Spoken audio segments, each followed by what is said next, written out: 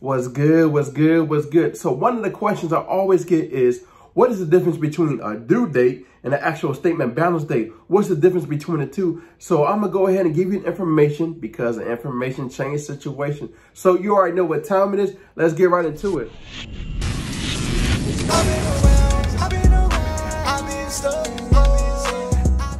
Welcome back to the #1 credit educational channel. Hey, my name is Dave, where I show you how to remove negative items off your credit report, how to build a relationship with those banks, and how to get to that money. So in today's video, I'm gonna tap in and show you what's the difference between a statement balance date and an actual due date, right? A lot of people get this confused because when they look at their credit report, they don't really understand what date is actually being reported to the credit bureaus. So I'm gonna show you and give you the information so you can change your situation. So let's go ahead and tap in.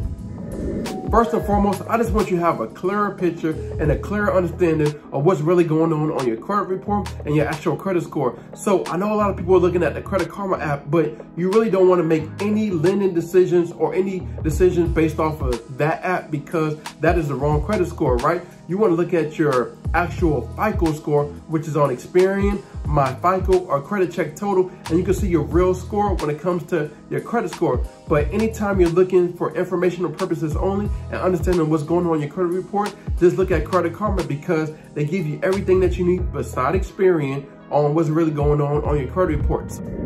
So most banks are looking at the FICO score. And what I want you to do is understand what is the 5 factors of the FICO score so you can have a clearer picture and a clearer understanding of how to improve in each area. So the 5 factors of your credit score is payment history, utilization, average age, credit mix, new accounts. Now that you have a clearer picture and clearer understanding of the FICO score, now you can see how you can improve in each area of each credit score and get your credit score up. And you're trying to figure out, how does the statement balance date and the report date have anything to do with the FICO score? But once you understand the FICO score, now you'll be able to understand the statement date. You're going to be able to understand the due date, how all that plays a part into actually your credit score and actually increasing your credit score to be able to get you that house, that car, that personal funding, that business funding, or do whatever you want to actually jumpstart anything when it comes to the credit score.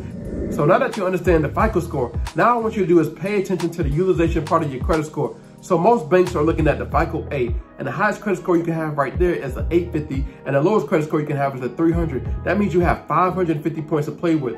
So the utilization part of your credit score is 30%, and 30% of 550 is 165 points. So now that you understand that you have 165 points when it comes to the utilization part of your credit score, if you don't have a credit card, you're missing out on 165 points. And if you max out your credit card, you're missing out on 165 points. So how this basically plays into a part of the statement date and the report date, the due date, what you want to do is understand what account is due every single month and what day is actually due. So if it's due on the 3rd or the 5th, make sure you know the actual reporting date, because if you miss a payment, your credit score is going to tank, right? So what you want to do is set up everything automatically when it comes to the due date. The due date is different from the actual statement date. The due date is actually when the actual balance that you use this credit card for is actually due.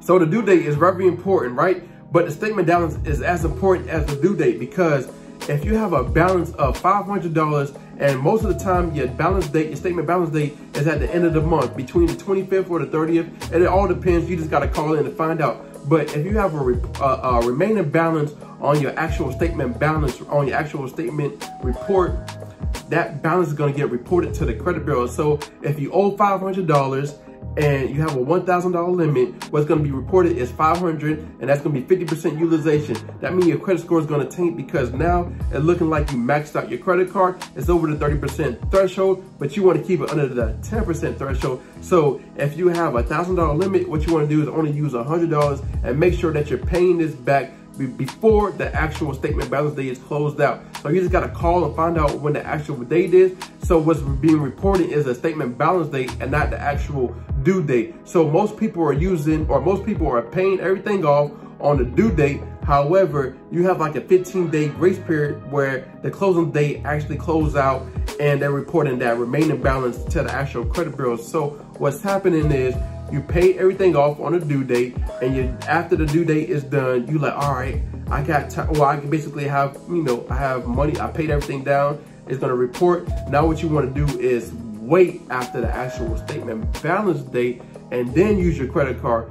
Don't use your credit card after the actual due date. Just wait whatever day it is, wait after that time, and then use your credit card, because once you use your credit card after the statement balance date, then you'll see your credit score increase because they're reporting the right balance, whatever your balance is. If it's $100 or $250, what you want to do is make sure you pay everything off and then use your credit card after the balance date, not after the due date, because if you use it after the due date, your credit score is going to tank because you now maxed out your credit card in the actual credit bureau's eyes. So that's the difference between a statement balance date and a due date. And if you need help removing anything off your credit report, go ahead and click this link right here below and grab my free credit playbook where I show you step by step on how to remove anything off your credit report.